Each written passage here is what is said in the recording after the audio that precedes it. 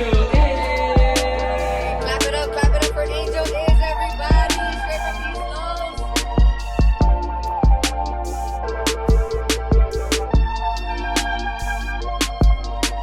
First solo episode. Thank you to everybody supporting, watching. Thank you to everybody down to pull up. 17 guests so far. That's definitely not something to take for granted. So thank you to everybody. Fuck, 3 cameras on me? Which one should I look at? Which one's best? I guess it doesn't matter. As many of the things we stress about in life, they usually tend not to matter in the bigger picture. Even in the smaller picture, the next day they don't even fucking matter, huh? But when we're there, we like to make a fucking big ass deal out of it. And when I say we, I mean me. I'm sure a lot of you guys aren't guilty of that. Some of you guys are, because we're all human, and it's not easy to navigate this whole fucking life thing on a day-to-day basis with everything that we got going in our lives, with everything the world has going, with everything all the people around us have going on. And yeah, it's a lot of push and pull in every which way, but nonetheless, we gotta continue on. So yeah, this is life, huh? This is fucking life. And what are we gonna do if we don't do something about it? Because you could get stuck not doing anything, and your whole life's gonna pass you by. And imagine that. Imagine the idea of that. That idea is a lot worse than failure, shame, criticism. I feel like that's the worst possible outcome, right? Not doing anything and passing away knowing you didn't do much of your life. What do I know, huh? I know I have thoughts. I know I have a perspective, as we all do. I know I have emotions, that's for sure. And I know I have experience. I know I lived a life that taught me a lot of valuable lessons, because that's what life does, especially how we grew up, right? We didn't grow up in the easiest of circumstances for a lot of us, whether that be the neighborhood we grew up in, the family we were brought into, the decisions we made on our own. Because a lot of times that's something we like to breeze over, right? We don't account for all the decisions we made. Even when you're young and you're just a kid, you made decisions that were wrong. And you didn't know better because you were just a kid. But nonetheless, you made the wrong decisions. We got to learn from those too. We for sure got to learn from those as well. So as we posted, we had some entries for some questions. And now that we're a couple minutes in and I got a little rambles off, I got some thoughts off. I guess we could get into them. After I say, this is like low-key like a journal, huh? This is like just writing to yourself, talking to yourself. Even though I'm not talking to myself. Right now I am. But this will be heard by people. Hopefully. Definitely. So we'll get into these questions. We got, what is your most important lesson or lessons learned so far?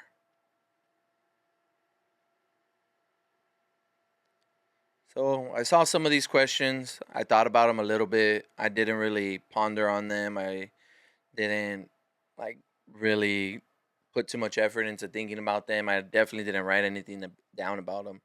So most of this stuff is really just off rip, off the head, freestyle, off the dome, getting blown. What is your most important lesson or lessons learned so far? Honestly, I think it's that all the answers are within you. Like, no matter what you accomplish outside of you, like as far as external success or even external work, how hard you're working outside and everything you could be doing on that level, if you're not right inside and if you don't fix things that you need to fix on the inside, nothing's really going to matter. There's no amount of external work that's going to fix internal issues. And I think that's really the case. You really have to look inside at yourself. You have to see what's the real issues. what's the real problem. And that's not for everybody, you know. I think it's possible that some people that even will listen to this podcast can be living a decent life that's comfortable and content and makes them happy every day. But for the people that aren't living like that every day, because I'm not living like that every day, I think that's probably the most important lesson that I've learned so far, that I really have to focus on the internal work that needs to be done. I can't neglect it. I can't neglect it. Because, that's like the cliche, right? People become successful and they're still not happy. Imagine if we could become happy now and then become successful. We're winning. We won. And I think we'll win with just the happiness even before we get any type of success. It's also difficult to realize that maybe there's a certain level of unhappiness that you need for success and elevation, right? Because you always got to be growing, you always got to be changing. But maybe that's not the case. I don't know. Maybe you don't need to be unhappy to be elevating and growing and advancing in your life and in your goals and ambitions. I think that'll be the case if you can do what you do because you love it. If you actually love the art, you love what you're doing, you love your job, you love providing for your family, you love helping people, you love being a good person, you love posting content, making music, fucking doing cabling, whatever it is. I think if we could be happy about doing that while we're pushing forward for success, then I think that's a win-win right there. That's success and success until we reach more success. So I think that would be the most important lesson I've learned so far, that the work inside yourself cannot get neglected, or else anything you accomplish outside is not really gonna matter. You'll still have the same issues, you'll still have the same voids and triggers and faults and flaws, all that shit. And it's really hard to accept that that's just something that comes with being human, that you're gonna have shit you gotta fix on the inside. Man, and that's real. That's real right there. Wow, what an interesting dynamic. Shout out to my boy Theo Vaughn, because he's a fucking inspiration and genuinely one of the most intelligent, specifically emotionally intelligent people on the planet, I think I could say. So shout out to him, because he's one of the people that let me know if I wanted to do a solo episode, then fuck it, I could do a solo episode because other people do it. And the more we step out of our comfort zone and attempt to do something that seems strange, the more we get strange results. And that's what we want, right? Strange results. On to the next question as we continue on. What's the story behind your podcast name? So for those first-time listeners, the podcast is Going From Here. If you have a shirt, I got a shirt. Hit me up if you want a shirt. I'll send it to you. I'll drop it off to you. You can buy me a beer or whatever. It is going from here, so it's really like, where are you going from here? Like, what's next? That's why I always ask at the end of the episode, just to see what people are thinking, what their goals are, what their ambitions are, what their dreams are, or where they're going, literally where they're going. Like, why not ask somebody where you're going? Like, where are you going from here? Like, oh, I'm going to the gym, I'm going home, I'm going to get some food, I'm going to the market, whatever it is. Maybe that's something we don't ask enough. We always ask how you're doing, but never where you're going.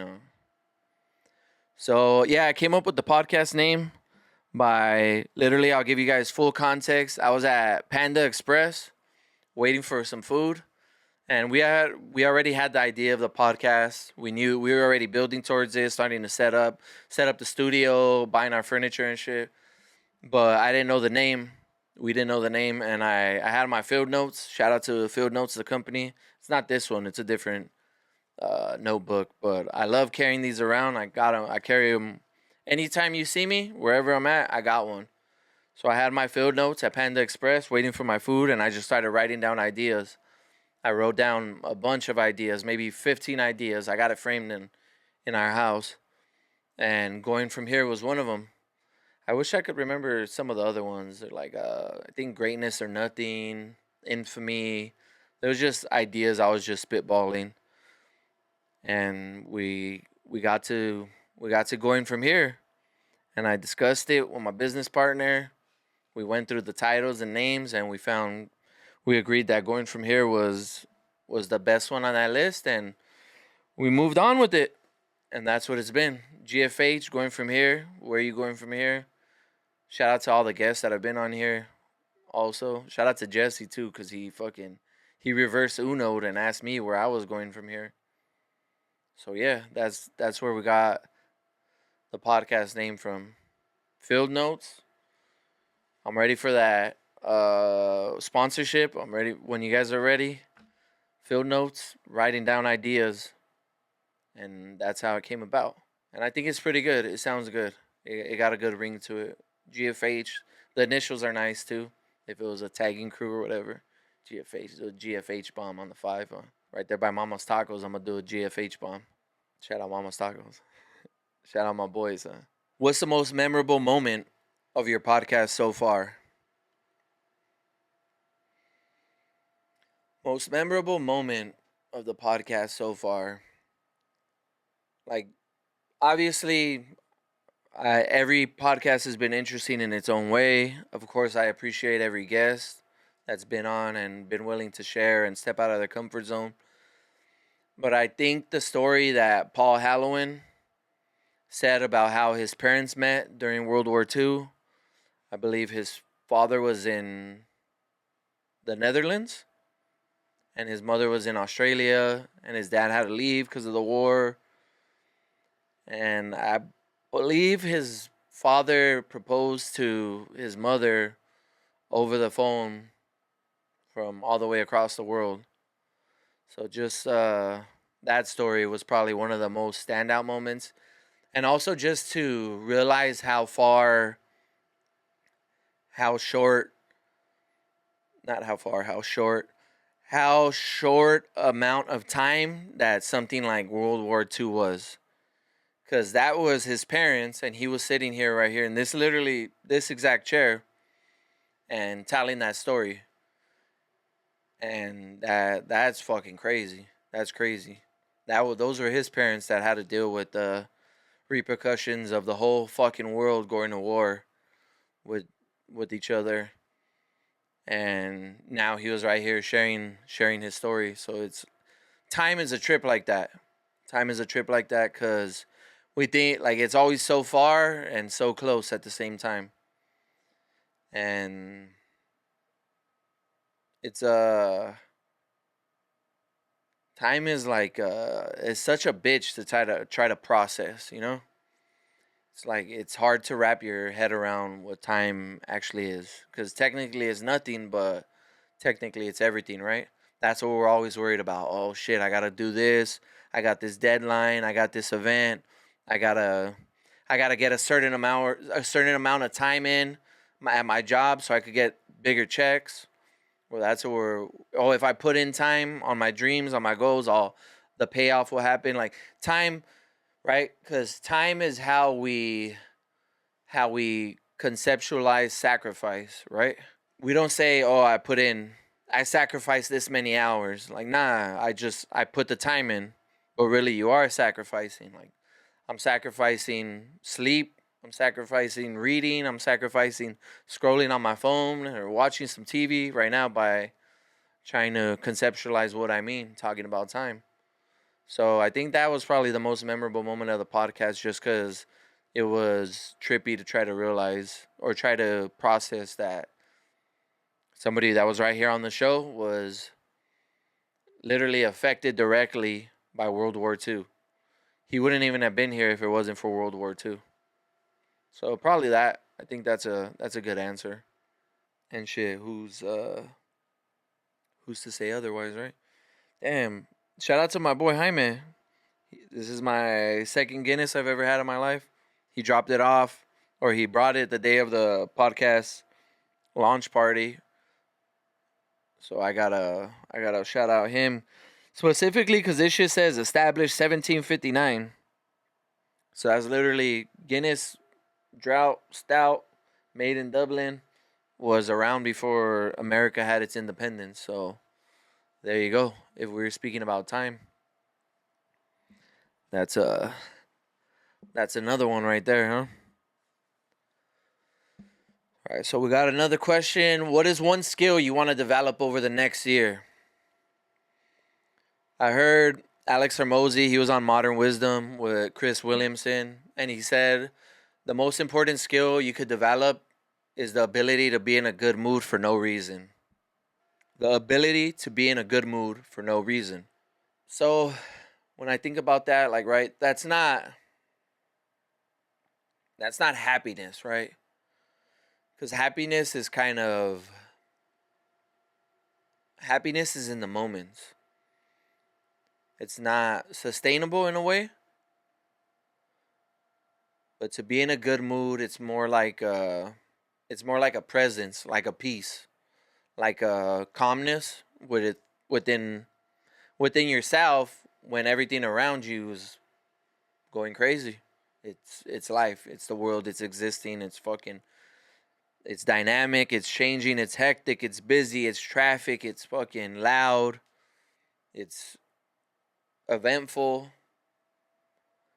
So when I think about that, the ability to be in a good mood for no reason, I think that's a skill I would want to develop over the next year for sure. And I think that for me personally, I think that would have to do something with either some type of meditation or some type of form of prayer.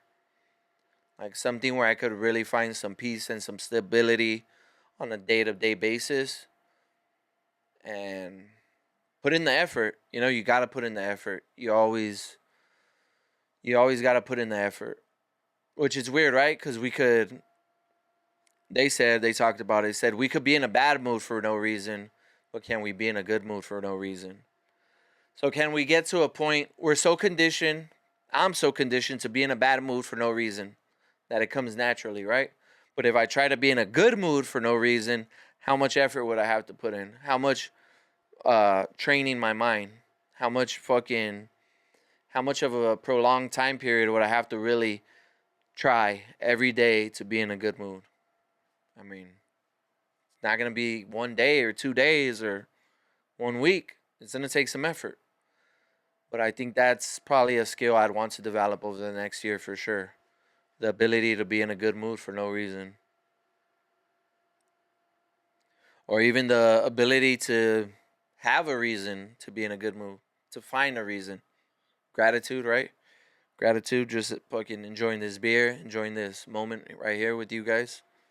Even though I'm by myself right now. Although I'm not by myself, but I'm speaking to myself right now. But I'm not. I'm talking to the camera. When you talk to the camera, you're talking to people. And shit. If I could be any type of help or any type of inspiration, motivation, mental health, fucking not a tool. I don't want to be a tool. If I could help your mental health, then that's a fucking win. That's more than money right there. That's for sure more than money. Throughout your creative journey, what is something you learned about yourself? Throughout your creative journey, what is something you learned about yourself? That I am creativity. That I am creativity in a real way. That I got enough creative output in so many different directions that it's torturous at times. Honestly, Because it's directly related to being so emotional. The most creative people are emotional, bro. Creativity is emotion. Emotion can become creativity for sure, and that's just what it is, man. That's really, I think that's pretty accepted fact, right? The most creative people are emotional, and I'm a very emotional person, in a good way and a bad way. I I tend to be sad. I tend to be happy. When I'm sad, I'm real sad, and when I'm happy, I'm real happy. I'm fucking hyped up, man. I'm fun to be around, and it's fun to be me when I'm happy, and it's sad. It's hard to be me when I'm not happy. So I think throughout my creative journey, that's something I learned, that I am the creativity, and it comes with a cost too. It definitely comes with a cost. It's not free. It's not free. And that's not to say like, the music I make is fucking genre defining, or how I write is fucking Ernest Hemingway esque, or I paint. I like to paint. It's fun. Or that my paintings are gonna sell for millions of dollars tomorrow night. But I am creative, bro, and I am creativity, and I am a creator, and I enjoy it, and it really satisfies my soul. It allows me to be present. It makes me think, or it lets me know that I'm using my time in a good way when I'm being creative, and it gives me the hope that I could help somebody, that I could be a positive influence. So that's probably something I learned about myself on my creative journey for sure. And that I fucking love it too. That I fucking love it, bro. I fucking love making music. And now, right now too, because I haven't been too tapped in with it. I feel it. I feel it how much I miss it, bro. I fucking love making music. I really enjoy it. The process, the thinking, the ideas, how you get little hints and little clues from the universe. They just fucking pop into your brain without even you thinking about it. They just appear, boom, little fucking ideas, and it's so fun. It's so fun to just experiment and try new shit, and and be present in the moment. So I guess like this counts for that too, right? Because this is something creative. This is all off the top. Off the top. This is not scripted or planned out. And it's genuine too. It's genuine for who I am, whether that's good or bad, or whether people find it entertaining or not. This is who I am. This is how I think, and this is all I have to rely on. Honestly, I can't. I can't. I can't be nobody else anyway. I can't trade. No trade clause, bro. There's no trade clause when you fucking sign up for life. You're whatever team you're drafted to. That's it, bro. No trade clause. You're alive, and death is retirement. But you don't get to commentate on the game after retirement. So, boom, some motherfucking gem for y'all right there.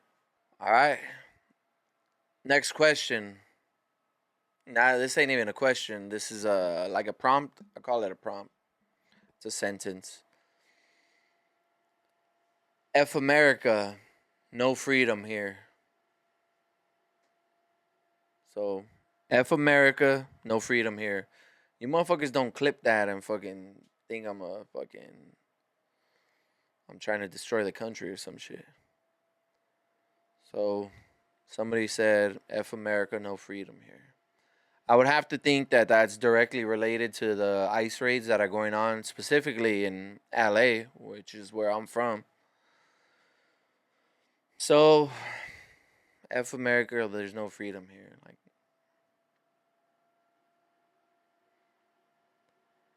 some freedoms are definitely being intruded on. There's some. There's definitely something about these raids that's weird, that's not right, is fucking disgusting. It's terrible. It's fucking wrong. It's fucking wrong, bro. It's a fucking crime. And I don't get what they're trying to accomplish, too.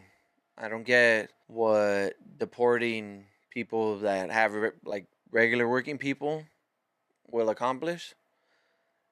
I would understand if they're trying to deport serial criminals, felons, fucking multiple cases and shit. I get that. But not the deporting regular people, working class people with no record that are just trying to live a better life in America. So the other side of it is if there's no freedom in America, why does everybody want to stay? Why did everybody come here in the first place? For freedom? For an opportunity? For a chance? I think that's why. So for us to think there's no freedom here, I disagree. I disagree with that.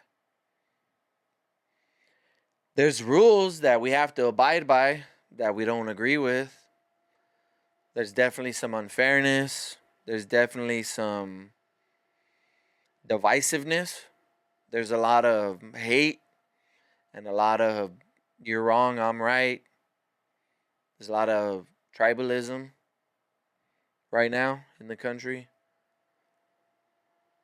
But as far as we know, in the whole fucking picture of human history, this is the freest country to ever exist.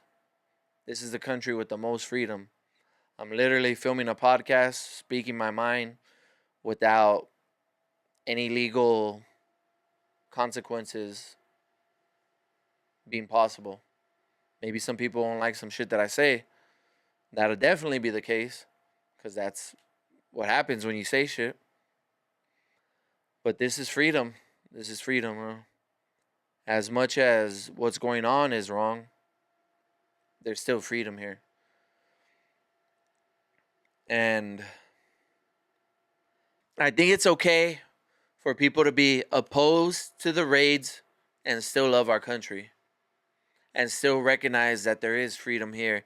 And it's still a beautiful country. And it's still the best place to live in the world. I think that's okay. Right? Because that's where relationships are too. No relationship is ever perfect. It's always constantly, you always got to constantly work on it. You always got to improve it. You always got to confront shit that's wrong. That's the relationships within ourselves too.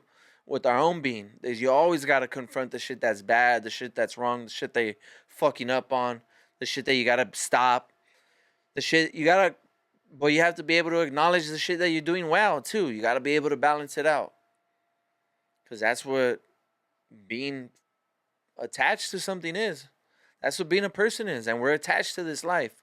And we're attached to this country no matter what. And fuck, for better or for worse, we could do whatever we want. We could leave, we could stay. Those are our choices. That's your choice. And you could even stay in this country and fucking hate the country. That's freedom right there. You could bitch about it. You could fucking burn the American flag, and you'll still be allowed to stay in this country. How is that not freedom? For my dog, motherfucking JC. So I used to post like my little journal entries and little ideas, thoughts I had put down. We got a request to just recite a journal entry. So I'm going to go ahead and do that. Speak on it. This one is November 25th of last year, 4 p.m. at the dog beach. If you know me, you know which dog beach. The kids fishing, the birds digging for sand crabs, the two ladies with a metal detector, the oil rigs in the distance, judge chasing and arresting the ball, only to set it free again.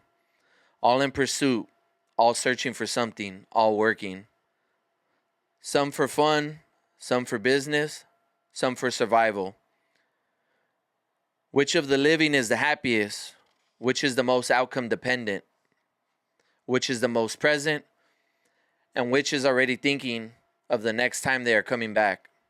Here I am, also watching from a distance. Surely I am here in pursuit of something as well, whether it be a moment of peace or another pleasant memory with my companion. Here I am. Here is my search. Even if I was unaware, still it is here. Can the prize even be found? Is it within? Or am I looking for something I was born with? Whoo! Fucking shit. I don't really know what to say about that. I got a thing that's like low key a banger. Just hope I delivered it well. Did that justice. So they asked about my mindset when it was written.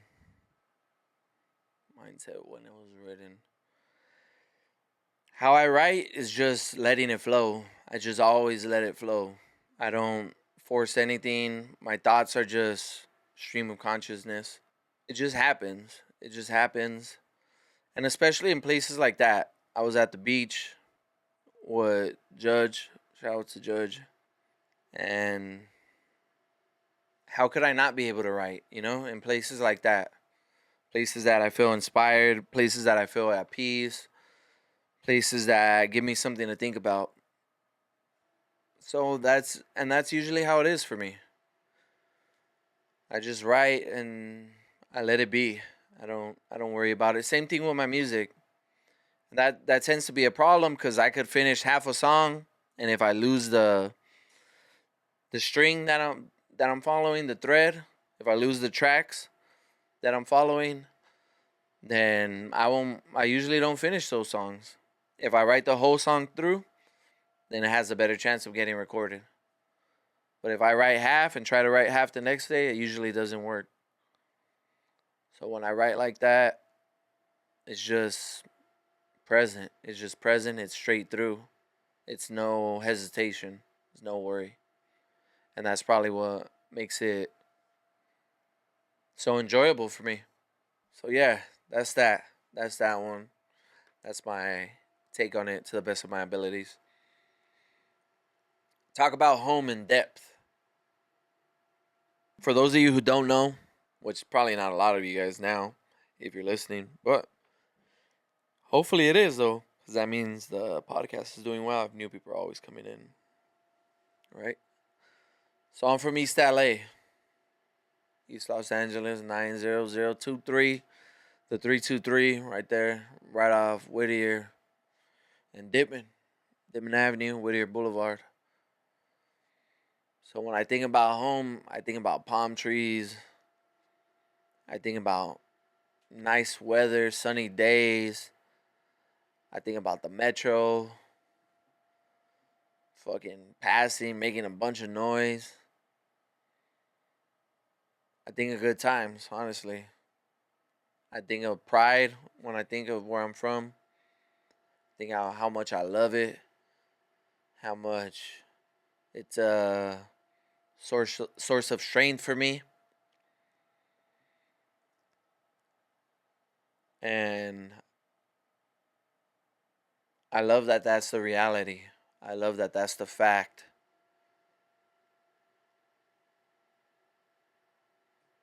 And if I could change it, I couldn't change it. So it's just something real for me. It's just a real place. You're gonna have to figure it out. You gotta figure it out quick too. You gotta be sharp. You gotta be on your toes. You gotta be careful with what you're doing, who you're talking to, where you're at, where you're going. You gotta respect the culture. You gotta you have no option but to be educated on the culture, at least to some degree. You gotta be Mexican too. that's a Mexican ass place right there, for sure. That's what I think about when I think of home. Think about it, because I could ramble on about the bad times and about all the bad shit and the violence and the fucking drugs and the crooked cops and the homeless and the freeways and the fucking factories right there in Vernon and the fucking, everything. I could bitch about all that shit, right? Not even bitch. I could just state the facts about how it is, how it was, and what it'll probably be for the most part. But right now, in this moment, I'm gonna choose to look at all the beautiful things about it. The good food, the hard work happening. People are always hustling. There's doing something. There's always houses being built. There's always people selling fruit. Fucking. There's always taco stands. There's always grind. There's always grind, bro. There's always movement, motion. There's always a place to find something that aligns with what you want to be, where you want to go. Because if you really want to get anywhere, you want to be a hard worker. You want to get to a place where you're a hard worker, and that's built into you. And people in East LA have hard work built into them. I think that's the truth for a lot of people. And of course, there's going to be, people doing other things. But that's a fast city with hardworking people for sure. And I love it. I can't wait to go see it. Can't wait to have a beer right there soon, ASAP, tomorrow. See y'all there tomorrow. We're going to have a beer right there, boy. All right. Next question, next prompt, next life thought. It's hikey cool that people actually fucking responded and offered a input to help keep me busy and to help keep this shit pushing, I guess, too, right? The next one entry was favorite book passage. So when I saw this one, I immediately knew what the only thing I could talk about. And it's an entry in Meditations by Marcus Aurelius. So if you guys don't know, he was emperor of Rome. I think like in sometime in the 50s AD. So yeah, literally like 50s. That's crazy, you know. And he journaled to himself, and eventually all his journals got. Let's see. Marcus Aurelius' reign started in 161 AD, March 7th. So there you go. I didn't even have my facts right. But yeah, he would journal to himself all the time. He was emperor, and his journals got converted into a book without him ever knowing, without him ever signing off on it or anything, right? So that's a rare instance, right? I guess the rarity of it is that who he was. Because it wouldn't be that rare if, like, why don't we have George Washington's journals, right? Like Benjamin Franklin and Abraham Lincoln, they had to have been writers. Martin Luther King, that would be interesting as hell to have. But there's no book published like that, so I guess that's what makes it more interesting. Nonetheless, that's who he was. The passage I thought about immediately when I saw this was the passage where he talks about waking up in the morning and how you're so comfortable in your bed, you're comfortable in those sheets, you don't want to get up. And he says, ask yourself if that was what you were made for, if you were conceived by the entirety of the universe to just lay in bed. If you were conceived by the entirety of the universe to just lay in bed and to get up slow and to drag it out and to fucking indulge, just to be, it's just an indulgence, you know? It's something fucking lazy, right? We all know it. We all feel that way. I feel that way. And he says to ask yourself if that's what you're meant for, and then consider what all the other species are doing. Like the spiders, they're working on their webs. The bees are out getting their honey. They're building their honeycombs. Everything's out already doing its job. But yet you're the one thing that's going to say, no, that I don't have to. Not yet. I'm not ready to start. I'm not ready to do my job. elaborates on it that they're trying to get their part of the universe right. Trip out on that. They're trying to get their part of the universe right. The bees, the spiders, and us. Hopefully, if we're getting up early, right? Because that's literally what you're doing.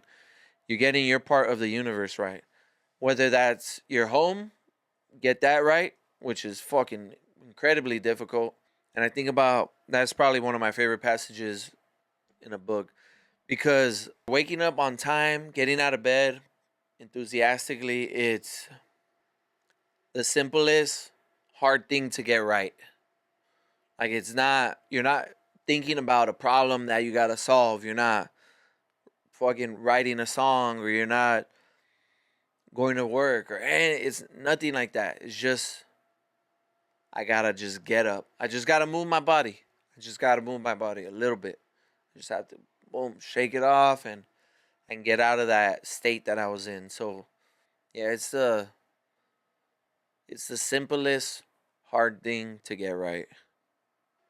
It's just an interesting subject to ponder because it's something we take for granted, right? It's something that we don't even think about for the most part, but it has a huge effect on your life. 'Cause I know when I get up earlier, the better my day is. Literally, if I get up early as I need to for the gym, it's better. If I get up early for work on an off day of the gym, and I just get up with a certain amount of time to spare and have a nice smooth morning, your day's better. Your day's just better when you have a good start to the day, to your morning. And I think that fucking comes down to strictly getting up out of bed when you're supposed to and doing it with some speed, with some energy, with some spirit, with some soul. And to finalize it, to wrap it all up, to motherfucking put the cherry on top, we got one more question. It's kind of a two-part question. What helped you stay focused and not get caught up in the lifestyle you grew up in? What helped you stay focused and not get caught up in the lifestyle you grew up in? Let's see. I honestly don't think I was very focused for a long time. All my teenage years weren't very focused and yeah, most of my teenage years were in focus. It's like you hit that 13 to 15 range and that's when everything starts changing. You start smoking weed, you start doing little graffiti, tagging, you start moving a little bit different and if you're not careful about those decisions, you could end up somewhere real off course to where you initially thought you'd be. And that's what happened for me for sure. Not that I ever had somewhere I thought I would be in a like big perspective and something I was working towards, but like it kind of just happens. It's one of those things, right? So I wasn't really focused as a teenager. So I did get caught up in the lifestyle I grew up to a degree, for sure. But I didn't go to the depths of where that lifestyle can go. I suffered. I took some L's. And I had to learn my lesson. And I had to change my ways. And I had to learn the hard way for sure. And it wasn't easy and it was painful. And I got some motherfucking scars from that. But I learned. And I made those changes later on. It's one of those things, you know, you already know what's right, what's wrong, but you still want to do wrong. Because you think you're right, but you're not. So now to be here at 31, just a couple months out of being 32, I think I had to learn the hard way for sure, but I can't go back to that lifestyle. Or I can't go back. I can't go back to yesterday anyway. So why go back even further than that? Honestly, another big change was moving and hanging out with my brother a lot more. My bro Anthony's he's a go out and get it. He's a go do it type of guy. He's a doer for sure. DIY expert. Episode 15. Go check it out if you haven't heard it. We're gonna get him on the Get Back though too. We're gonna do another episode. It'll be fire. So being around him, and he helped me get started with the music thing, get that going and everything. You know, it turned into I-5. It turned into the homies. It turned into some motion and some shows and some great fucking time and some studios and some studio sessions and everything that. And once I had that going, I was focused. As far as to a certain degree, I had something to put my energy towards. I had something I was passionate about that I love. So it wasn't hard to focus on it. It was hard to make all the necessary sacrifices, because the list of necessary sacrifices includes some shit that's it's hard to give up, you know? So I think that once I got going, it was easy to stay focused. And we rolled and we rocked, man. We did our thing. But it ain't over, though. It ain't over neither.